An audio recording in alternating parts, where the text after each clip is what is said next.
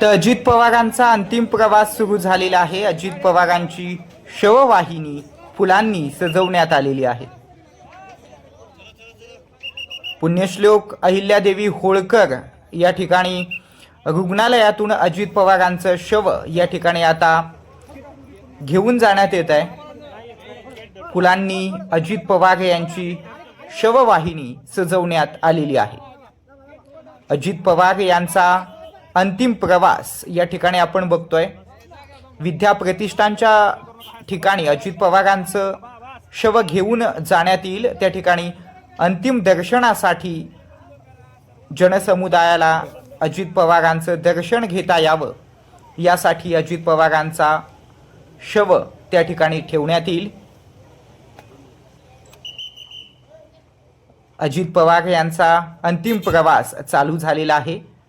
त्यांची शववाहिनी अगदी थोड्याच वेळात विद्या प्रतिष्ठानच्या प्रांगणामध्ये पोहोचेल।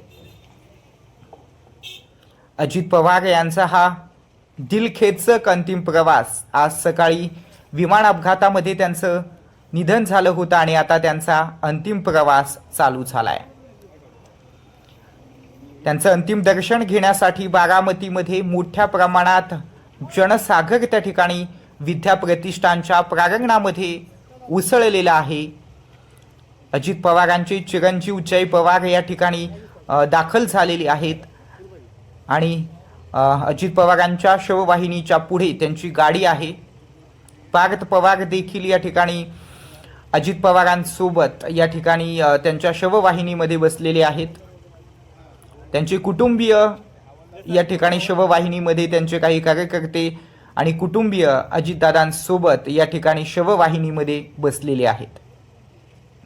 तर अजित पवारांचा हा अखेरचा प्रवास या ठिकाणी सुरू झालेला आहे। दादांच्या पर्वाचा या ठिकाणी आता अंत झालेला आहे। पुण्यश्लोक अहिल्यादेवी होळकर शासकीय वैद्यकीय महाविद्यालय बारामती या ठिकाणावरून आता अजित पवारांची शववाहिनी निघालेली आहे। त्यांचे बॉडीगार्ड्स आणि त्यांचे चिरंजीव जय पवारांची गाडी आपल्याला पाहायला मिळते। जय पवार या ठिकाणी नमस्कार करतायत।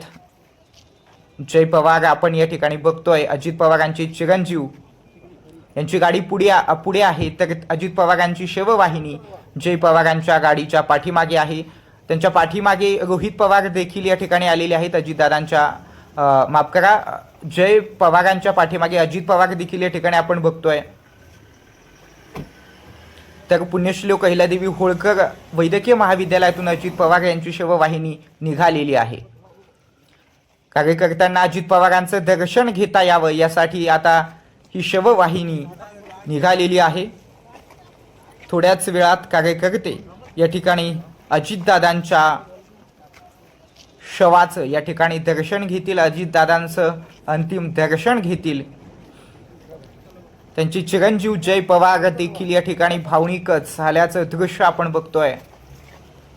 रोहित पवार असतील, जय पवार असतील, सकाळपासूनच या ठिकाणी अजितदादांच्या शवविच्छेदनासाठी पुण्यश्लोक अहिल्यादेवी होळकर यांच्या वैद्यकीय महाविद्यालयामध्ये होते।